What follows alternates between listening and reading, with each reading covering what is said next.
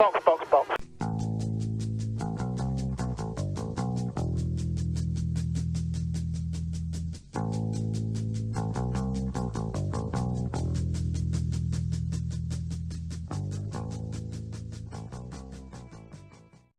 Hello and welcome to episode 7 of Box, Box, Box. I'm your host Adam Lyon, joined today by the one and only Craig McLean. Hello.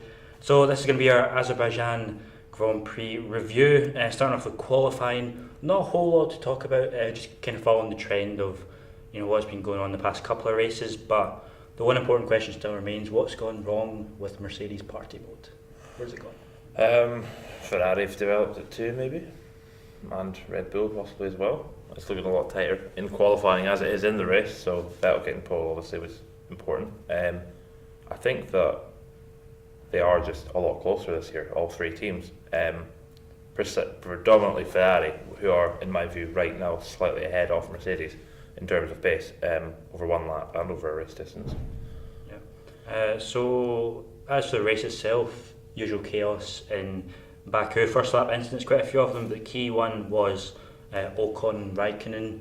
Ocon blaming Raikkonen, Raikkonen blaming Ocon. Who's at fault? They're obviously going to both blame each other as racing drivers. I'd say Raikkonen was slightly behind, but Ocon did leave him no room. But where was he going to leave him room? It's a tight track, it's a street circuit, so there's a good chance that moves like that are going to end in a casualty. So unfortunately for Ocon, he did end up in the wall.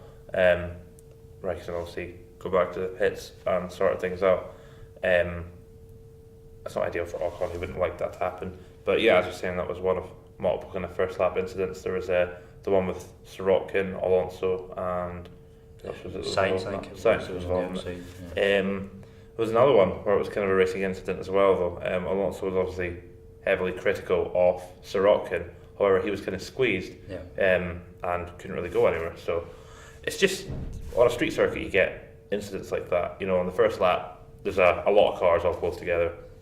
Not much space to kind of jostle about, so there's going to be contact here and there. Yeah, which is exactly why people love Baku itself. Yeah. Now, obviously, the big talking point from the race, the Red Bull incident, they've been battling for the majority of the race, giving each other just enough room. You might say maybe stepped over the line on a couple of occasions, but this time they weren't quite as nice to each other. Who was at fault? There's been a lot of blame laid about it. It's difficult to kind of say. Verstappen was moving about quite a lot, but you feel like Ricciardo probably could have just about avoided him. Obviously, you can't really tell unless you're a racing driver. There may have been absolutely no ability to avoid him whatsoever. But Verstappen right now, he's been involved in a lot of incidents recently. I'm usually pretty defensive of him, saying that he's still young, he's still learning, he's still quick. There's going to be the odd incident here and there. It's 4 years he's been in F1 now. Yeah, it's not like it's a rookie problem. He's been in the sport for a while now. He's still young, but it's one of those cases where Ocon. Some of the moves he does, some of them work out, some of them don't. But is the amount that they're not working out now? Yeah. Is it outweighing those few times when it looks? You would say it will be, fantastic. because if you want to battle for a championship, 2 of them a season is the maximum you're allowed, and he's already gone over that this season. He collided with Hamilton in Bahrain. There was the incident with China. That was this, so that's 3 in 4 races. So it's not really acceptable. It's costing Red Bull points. You look how far behind they are already from Mercedes and Ferrari. They're miles behind. They're going to have to do a lot to catch them up. They just need a solid result. Ricciardo winning in China obviously was one. Even if they were running 4th and 5th in this one, that's 18, 20 points, something like that. So it's still a fair amount of points thrown away. Yeah, so it's Verstappen really needs to keep his head, because it's very good.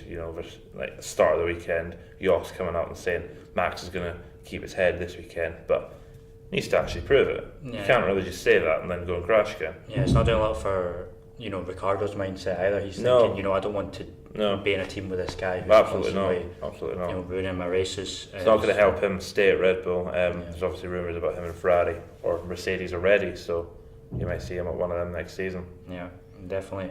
Some of the key results to note: Sergio Perez P3, echoing his drive from last year as well, or not last year, 2 years ago. He's now the most successful Mexican driver of all time. Yeah, technically. Obviously, he's not won a race yet. I believe that Pedro Rodriguez did or was it Ricardo Rodriguez did in the 60s, 70s.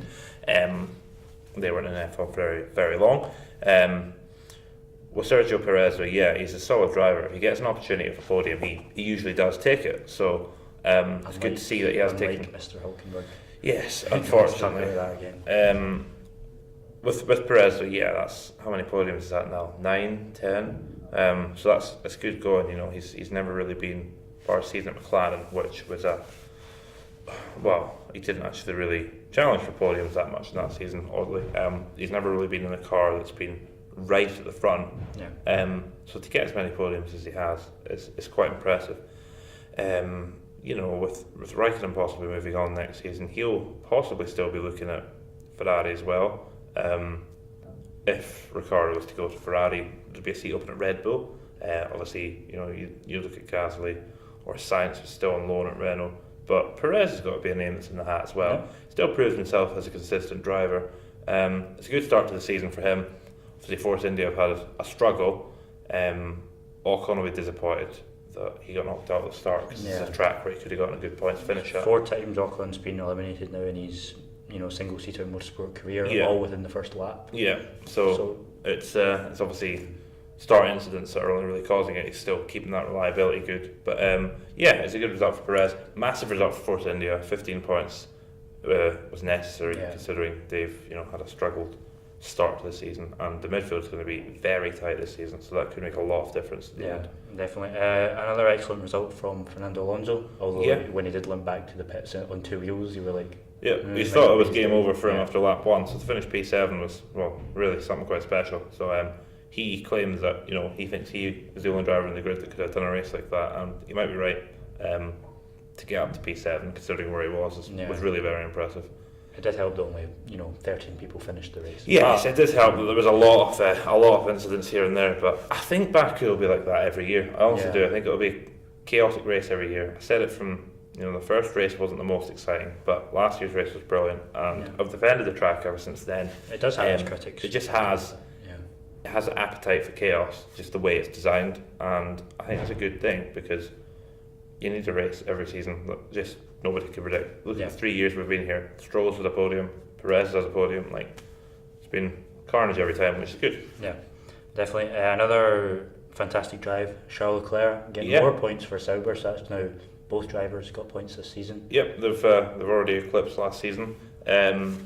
I'm a big fan of Leclerc. I think that he's a great talent for the future. I was almost surprised to see Ericsson get points before him this season. I was a bit concerned that he was kind of struggling to get the feel of the car, but this result's really probably put his motivation up, put his name in the map. P6 is a great result, 8 points, so that's, if he said to him at the start of the season, you're going to get 8 points, he'd probably already be like, okay, that's quite good. So he can build from that. We're only at race 4, he can get more points finishes, and if he can keep his nose clean in chaotic races like we had at Baku, then he can get more points finishes here and there, and you never know, Sauber could finish 9th, 8th.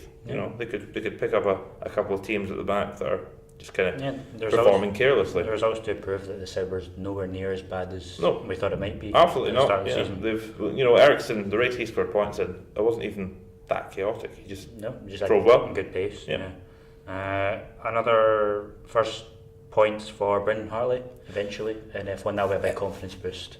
Yes, obviously 10th, and the other reason he really got it was because multiple drivers crashed and took each other out of the race. But a point's a point. You've got to take it either way, no matter how it comes to you. So that's an important thing. There's a lot of drivers who don't get a point in their F1 career, so he eventually got there, and he'll be happy with that. The Toro Rosso looks like it will be better at certain tracks than others. So I think he could score more points this season, definitely. So obviously we all know what happened. Bottas leading quite comfortably. and then obviously getting that puncture, and then Hamilton going to win. Yes, it was obviously very unfortunate for Bottas. Pretty heartbreaking to see for him with such few laps to go. He's obviously in his career so far been on the back foot to Hamilton, so to see him, ahead and looking like he was going to win the race was kind of good to see. So what happened was honestly just devastating for him. That would have put him kind of right in the mix with the championship battle as well at this early stage, which would have been helpful for him. And if he'd been the driver who won Mercedes' first race this season, obviously it would have looked great, but that wasn't to be. Yeah, Hamilton now leading the championship. Where does that come from? Does he deserve to be leading the championship? Most would argue that he probably doesn't. I mean, I suppose if you are in the lead of the championship, you've done something right, so you do deserve to be there. But yeah, there's obviously been a slice of luck has come into it.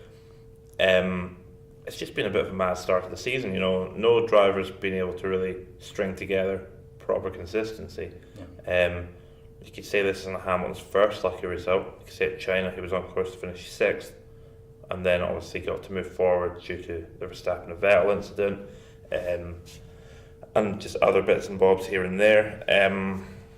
There's just been a lot has happened in this sort of early stage of the season, which is good because usually going into the European part of the season you can already kind of tell who's clearly in front, but you can't.